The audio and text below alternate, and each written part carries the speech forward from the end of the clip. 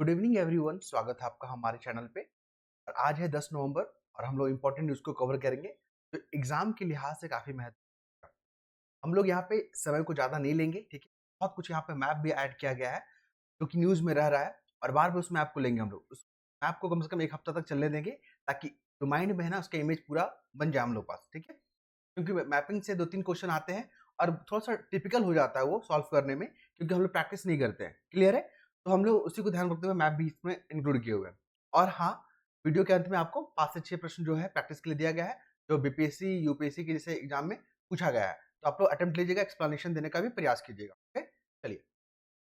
देखिए यहाँ पे है कनाडा को लेकर। यहाँ पे अभी क्या हो रहा है कि कनाडा में भारत और कनाडा के रिश्तों में थोड़ा-सा तनाव देखने को मिल रहा है। अमेरिका और कनाडा के बीच में भी, माफ कीजिएगा, भारत और कनाडा के बीच में भी, भारत और कनाडा के बीच में तनाव तो है ही और अमेरिका और कनाडा के बीच में भी है। जैसे कि यहाँ पे अमेरिका और भारत, ठीक?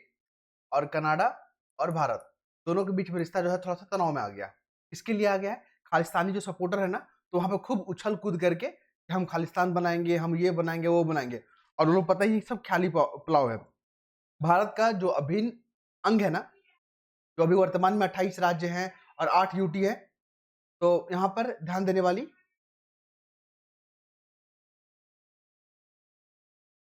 तो यहाँ पे इम्पोर्टेंट ध्यान देने वाली बात ये है कि कनाडा जो है ना, कनाडा और यहाँ पे भारत के बीच में जो रिश्ता जो है तनाव देखने को मिल रहा है, तो खालिस्तानी को लेकर। एग्जाम में जो क्वेश्चन पूछेगा ध्यान रखिएगा यहाँ पे देखिए। यहाँ पे अभी जो कनाडा है ना, स्टूडेंट डायरेक्ट स्ट्रीम, ये योजना है कनाडा का, जो कि तुरंत इसको वीजा देता है स्टूडेंट लोग को पढ़ने के लिए। तो इस स्कीम को बंद कर दिया है। 2018 में इसको लॉन्च किया गया था। बोला गया कि स्टूडेंट डायरेक्ट जो स्ट्रीम है वो किस देश से जुड़ा हुआ है, तो कनाडा से जुड़ा हुआ, आप इसको ध्यान रखेंगे। देखिए, भारत, चाइना, फिलीपींस से आने वाले जितने भी विद्यार्थी लोग थे, ठीक है, सबको अब जो है त्वरित जो सुविधा मिलता था, खत्म कर दिया गया कनाडा की तरफ से। ये हो गया। दूसरा आ जाइए यहाँ पे ओबीसी को लेकर। यह हमारे प्रधानमंत्री जी हैं, इन्होंने कहा कि कांग्रेस जो है ना ओबीसी के खिलाफ है, क्योंकि देश का प्रधानमंत्री जो है एक ओबीसी है, ठीक है, और ये कांग्रेस को पसंद नहीं आता है। कुल मिलाकर यहाँ से क्वेश्चन नहीं पूछेगा। क्वेश्चन पूछेगा यहाँ पे समान नागरिक संहिता। देखिए, अभी क्या हुआ कि उत्तराखंड में जो समान नागरिक संहिता को पास कर दिया गया है विधानसभा से और इसको लागू कर दिया जाएगा बहुत जल्द। कुल मिलाकर यहाँ से जो क्वेश्चन पूछेगा यूनिफॉर्म सिविल कोड को लेकर, आर्टिकल 44 याद रखिएगा हमारे संविधान में, ये महत्वपूर्ण है। यही से क्वेश्चन पूछता है कि आर्टिकल 44 जो है ना भाग 4 का, हाँ, भाग 4 का भाग है ये। क्लियर है? 2 चीज़ हो गया। देखिए, समान नागरिक संहिता क्या होता है, यूनिफॉर्म सिविल कोड क्या होता है। मान लीजिए कोई क्रिमिनल केसेस जो है यहाँ पे करता है, क्रिमिनल जो एक्टिविटी करता है, तो जब क्रिमिनल एक्टिविटी करता है ना, तो वहाँ पे क्या हो जाता है, क्रिमिनल एक्टिविटी जो करता है, उसके लिए सभी कानून एक ही है, चाहे किसी भी धर्म का हो। लेकिन जब आता है सिविल मैटर में ना, तो सबके पर्सनल कानून लागू होते हैं, तो ऐसा नहीं होना चाहिए। एक देश, एक कानून होना चाहिए, ठीक है? चाहे वो किसी भी मज़हब का हो। उत्तराखंड ने यहाँ पे बेहतर प्रयास किया है, उसी को लेकर यहाँ पे क्वेश्चन पूछ रहा है। अभी देखिए मणिपुर न्यूज़ में आ गया, तो ऐसा क्वेश्चन पूछेगा कि अभी जो है मणिपुर जो है न्यूज़ में रहा है, ठीक है? तो वहाँ पे एक सैटर्न क्षेत्र है, सैटर्न एरिया है ये वाला। बोला कि सैटर्न एरिया किस किस राज्य में है? तो मणिपुर में है। तो अगर हम लोग न्यूज़ को नहीं पढ़ेंगे, अच्छे से एनालिसिस नहीं करेंगे तो कैसे जान पाएँगे? क्योंकि बीबीसी इस तरह के क्वेश्चन पूछता है, जो जगह न्यूज़ में रहता है बोलता है कि कौन-सा राज्य से बिलॉन्ग करता है। तो सैटर्न एरिया कहाँ है? मणिपुर से। कुकी और नागा जो ट्राइब था, कुकी और मैतेई ट्राइब जो था, वो भी मणिपुर से ही बिलॉन्ग करता है। यहाँ पे मैंने मैप लगा दिया कि मणिपुर जो है नागालैंड के साथ बाउंड्री शेयर करता है, असम के साथ, नागालैंड के साथ, मिजोरम के साथ।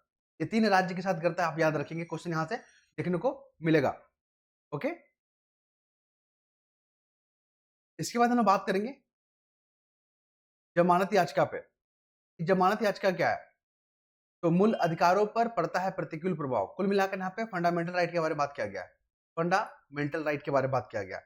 आपको पता है ना, भाग 3 में फंडामेंटल राइट दिया गया है। तो 6 जो है यहाँ पे फंडामेंटल राइट है। पहला क्या? Right to equality, right to freedom, cultural educational right, right freedom religion, right against exploitation, right to constitutional remedy. तो right to equality, right to freedom, cultural educational right, right to freedom religion, आप इसको ध्यान रखिएगा। अभी जो news में चल रहा है ये वाला, कहाँ गया? Constitutional remedies, article 32। ये वही आर्टिकल है जिसके तहत जो है सुप्रीम कोर्ट हमारे फंडामेंटल राइट को प्रोटेक्ट करती है और रीट जारी करती है। तो इसको ध्यान रखना है। यही सब क्वेश्चन जो एग्जाम में बार बार कई दफा पूछे जाते हैं। अब आते हैं यहाँ पे महासागर को लेकर। न्यूज में आ गया महासागर। महासागर को सुरक्षा करना जो है भारत का एक महत्वपूर्ण जो है यहाँ पे चैलेंजेस है। तो नौसेना प्रमुख कौन है? एडमिरल दिनेश के त्रिपाठी, आप इसको याद रखेंगे। और ब्लू फ्लैग जो है ना, ये क्या होता है? ब्लू फ्लैग किसी को प्रमाण पत्र मिलता है तो क्या होता है? तो उड़ीसा का जो पूरी जो क्षेत्र है ना, पूरी जो तटीय क्षेत्र है, तो ब्लू फ्लैग जो है प्रमाण पत्र मिल चुका है। तो यहाँ पे क्या होता है कि कुछ मापदंड होते हैं जो कि उस पर खरा उतरा है उड़ीसा का पूरी, जैसे कि पर्यावरण प्रबंधन को लेकर, जल गुणवत्ता को लेकर, सुरक्षा को लेकर और सार्वजनिक पर्यावरण को लेकर। ठीक है, याद रखिएगा। एक स्कीम चल रहा है भारत की तरफ से, नाविका सागर परिक्रमा 2। तो इसमें 2 जो हमारे नेवल ऑफिसर है ना, महिला, वो भ्रमण कर रहे हैं पूरे देश का। ठीक है, नाविका सागर परिक्रमा 2, इसको आप ध्यान रखेंगे। फिर यहाँ पे बात करेंगे, भारत स्वास्थ्य के क्षेत्र में प्रगति कर रहा है। स्वास्थ्य के क्षेत्र में प्रगति कर रहा है, तो यहाँ पे जो इंपॉर्टेंट न्यूज है देखने को मिलेगा, ये भारत का G20 जो शेरपा और नीति आयोग के जो पूर्व अधिकारी जो CEO रह चुके हैं, अमिताभ कांत, इनका नाम याद रखिएगा, न्यूज में आ रहा है बार बार, तो एग्जाम में क्वेश्चन पूछे जाने की संभावना बढ़ गया है। इसके बाद आते हैं राजनीति में अभद्रता। देखिए आज संडे है, संडे को इनका आर्टिकल आता है। तो यहाँ पे अभी पता ही है, अमेरिका का जो है डोनाल्ड ट्रंप, अमेरिका के जो रिपब्लिकन पार्टी के उम्मीदवार हैं डोनाल्ड ट्रंप, उन्होंने इलेक्शन जीत लिया है। तो किन किन क्षेत्रों में जो उन्होंने जो है ना सफलता हासिल किया है, तो एरिजोना, जॉर्जिया, मिशिगन, नेवाडा, उत्तरी कैरोलिना, पेंसिल्वेनिया, विस्कॉन्सिन। देखिए पेंसिल्वेनिया वही जगह है जहाँ पे डोनाल्ड ट्रंप को गोली लगा था, याद है? अभी हाल में 2-3 महीना पहले जो यहाँ पे जब वो कैंपेन कर रहे थे, तो पेंसिल्वेनिया में ही उनको गोली मारा गया था, याद है ना? तो इस जगह को याद रखिएगा। और इन तमाम क्षेत्रों से इन्होंने जीत दर्ज किया है। तो ऐसे दे देगा, क्योंकि पिछले बार बीपीएससी ने कैसे पूछा था कि यूएई का 4 शहर नाम दे दिया था, 4 शहर। ठीक है, बोला था बताइए इसमें से कौन सा शहर यूएई में बिलोंग नहीं करता है। उसी प्रकार एरिजोना, जॉर्जिया, मिशिगन, नेवाडा, उत्तरी कैरोलिना, पेंसिल्वेनिया, विस्कॉन्सिन, ये सब जो है ना अमेरिका का क्षेत्र, ये ध्यान रखेंगे आप। फिर हम लोग बात करेंगे, देखिए यहाँ पे बिग फार्मा, बिग टेक और बिग ऑयल। बोलेगा कि big oil, big pharma, big tech खबरों में रहा है, ये क्या चीज को संदर्भ करता है, ये क्या चीज से जुड़ा हुआ है? तो यहाँ पे अभी डोनाल्ड ट्रंप जीते हैं ना, तो उसके जो प्रशंसक है, जो आर्थिक रूप से मजबूत वाले जो प्रशंसक है ना, उनको जो है बिग फार्मा, बिग टेक और बिग ऑयल के नाम से जाना जाता है। इसको ध्यान रखिएगा, इंपॉर्टेंट फैक्ट है, पूछे जाने की पूरी संभावना है। फिर बात करेंगे वही समान नागरिक संहिता के बारे में, आपको डेफिनेशन अभी बताए थे कि जहाँ पे सिविल मैटर होता है ना, जहाँ पे सबके पर्सनल कानून रहते हैं, मुस्लिम का अलग लगेगा, हिंदू का अलग लगेगा, ऐसा नहीं होना चाहिए, एक कानून एक देश। क्लियर है?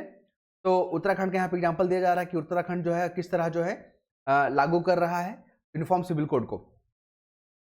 गोवा में यूनिफॉर्म सिविल कोड लागू है, लेकिन वो जो ब्रिटिश जो काल का था ना, उस समय का बना हुआ कानून है।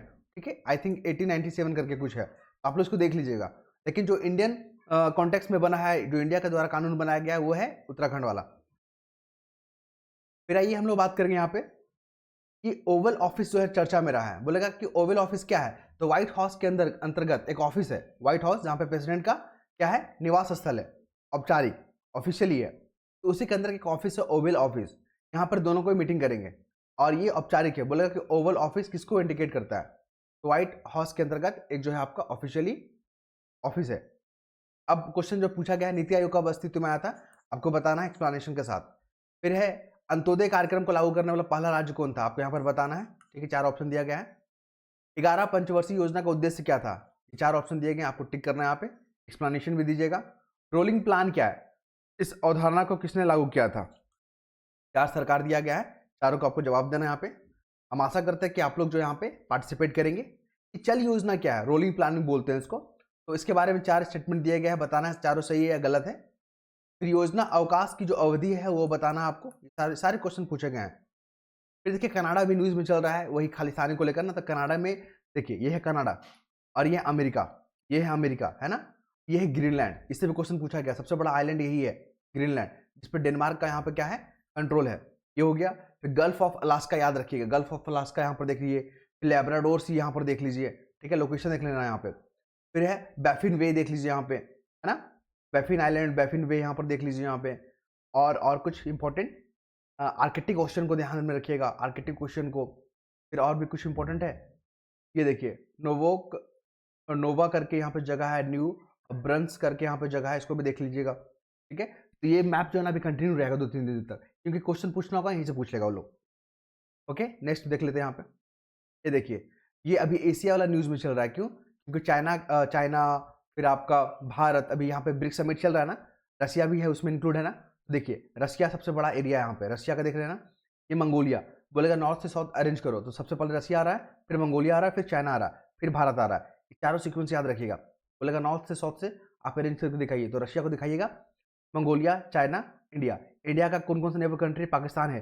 देखिए अफगानिस्तान के साथ भी बाउंड्री शेयर करता है, ये मैप जो है ना गलत बनाया हुआ, ये अफगानिस्तान के भी साथ बाउंड्री शेयर करता है भारत। कैस्पियन सी देखिए यहाँ पे होगा, कहाँ गया कैस्पियन सी? ये है कैस्पियन सी, है ना। तो कजाकिस्तान है, तुर्कमेनिस्तान है, उज्बेकिस्तान बाउंड्री शेयर नहीं करता, इसको ध्यान रखिएगा। ईरान शेयर करता है, टर्की नहीं करता है। ब्लैक सी का लोकेशन देख लीजिए, ब्लैक सी यूक्रेन और रशिया वाला क्षेत्र है ना, ब्लैक सी। इसके बाद हम लोग बात करेंगे, ये देखिए अभी आसियान मेंबर का समिट चल रहा है, भारत इसमें पार्टिसिपेट कर रहा है। तो म्यांमार है, लाओस है, थाईलैंड है, कंबोडिया है, वियतनाम है, बुर्नई है, मलेशिया, सिंगापुर। बोलेगा नॉर्थ से साउथ अरेंज करके दिखाइए, तो वियतनाम ऊपर में है, बुर्नई उसके बाद है, फिर उसके बाद मलेशिया है, उसके बाद सिंगापुर है। ठीक है, चारों को सीक्वेंस याद रखेंगे आप। फिर है सोन नदी का उद्गम स्थल कहाँ? अमरकंटक। बिहार की पहली नदी जोड़ो योजना कोसी मेची योजना, ये दोनों याद रखिएगा, बहुत महत्वपूर्ण है। फिर ब्रिक्स का आपको पता ही है, Brazil, Russia, India, China, south Africa. 2010 में इसका मेंबर बना था। पहले 4 थे, Brazil, Russia, India, China. 42% population को कवर करता है, 23% ऑफ जीडीपी को कवर करता है, 17% वर्ल्ड ट्रेड को कवर करता है, 26% वर्ल्ड लैंड एरिया को कवर करता है, और 13.2% जो है वोटिंग पावर को कवर करता है। बार बार ध्यान रखिएगा इसको, ये वाला याद रखिएगा। 42% पॉपुलेशन, जीडीपी 23% और ट्रेड जो है 17%, ये तीनों याद रखिएगा आंकड़ा, इसी से क्वेश्चन इस पर बनाएगा। ईरान न्यूज में है, पता ही आपको, ईरान जो है बाउंड्री साझा करता है अफगानिस्तान के साथ, तुर्कमेनिस्तान के साथ, कैस्पियन सी के साथ भी लगा हुआ है इसका, अजरबैजान, अर्मेनिया, इधर इराक देखने को मिलेगा, सऊदी अरब नहीं करता है। पर्शियन गल्फ देख लीजिएगा, गल्फ ऑफ ओमान, तो Persian gulf, gulf of Oman और कैस्पियन सी, तीनों के साथ बाउंड्री साझा कर रहा है ईरान। नेक्स्ट मूव करते हैं यूक्रेन को लेकर। देखिए यूक्रेन के साथ रशिया है, बेलारूस है, पोलैंड है, रोमानिया है, ये 2 कंट्री का नाम आप बताइएगा यहाँ पे। और ये है ब्लैक सी, ठीक है, रशिया, बेलारूस, पोलैंड और रोमानिया, यही सब क्वेश्चन देखने को मिलेगा। अभी हम लोग बात करते हैं साइक्लोन के बारे में। 27 डिग्री सेल्सियस होना चाहिए सी सरफेस का, कोरियोलिस फोर्स होना चाहिए यहाँ पे, वर्टिकल विंड स्पीड होना चाहिए यहाँ पे, लैटेंट हीट होना चाहिए, सी लेवल सिस्टम होना चाहिए यहाँ पे। ये तमाम कंडीशन अगर फुलफिल होंगे तब यहाँ पे साइक्लोन बनता है। गंगा का उद्गम स्थल गंगोत्री गोमुख है, और इसका महत्व ये जो है ना बिहार की 12 जिलों से टच करती है, भोजपुर, सारण, बक्सर, वैशाली, पटना, बेगूसराय, खगड़िया, समस्तीपुर, भागलपुर, लखीसराय, मुंगेर, कटिहार। घाघरा की अगर हम लोग बात करें तो ये जो है आपका तिब्बत पठार से निकलता है, ये इंपॉर्टेंट है, ध्यान रखेंगे। फिर यहाँ पे हम लोग टारगेट करेंगे मुंगेर को लेकर। जितना भी सीता कुंड, ठीक है, लक्ष्मण कुंड, रामेश्वर कुंड, जितना भी कुंड है ना, ये मुंगेर में ही देखने को आपको मिलेगा। हम बार बार इसको कवर इसलिए कर रहे हैं ना क्योंकि क्वेश्चन यहीं से पूछता है। हम लोग क्या करते हैं, रिवीजन नहीं करते हैं ना, तो हमें लगता है कि मिस्टेक हो जाता है, तो ऐसा नहीं करना है। ये देखिए गंगा नदी बीचों बीच पास हो रहा है, 12 जिला को टच करता है। पटना जो शहर है ना, जो जिला है ना, वो 9 डिस्ट्रिक्ट को टच करता है, ये फैक्ट याद रखेंगे। इधर से देखिए सोन नदी मिल रहा है, पुनपुन मिल रहा है, फल्गु मिल रहा है, उधर से घाघरा आ रहा है, गंडक आ रहा है, बूढ़ी गंडक आ रहा है ना। फिर बिहार मैप में देख लीजिए, नेपाल के साथ 7 डिस्ट्रिक्ट, पश्चिमी चंपारण, पूर्वी चंपारण, देखिए शिवहर नहीं, सीतामढ़ी होगा, मधुबनी, सुपौल, अररिया, किशनगंज, 7 डिस्ट्रिक्ट, इधर 8 डिस्ट्रिक्ट, इधर 8, इधर 3। क्लियर है। ये देखिए अभी मेडिटेरियन सी के साथ ना जॉर्डन और सीरिया बाउंड्री साझा नहीं करता, लेकिन इजिप्ट करता है और लेबनान करता है और इजराइल करता है, तीनों याद रखिए, क्वेश्चन पूछे गए हैं। ये तमाम फैक्ट जो मैंने आपके साथ शेयर किया, आई होप आप लोगों को पसंद आया होगा। अगर पसंद आएगा तो आप हमारे फीडबैक दीजिएगा हमारे चैनल पे, ठीक है। नेक्स्ट वीडियो में मिलते हैं, धन्यवाद।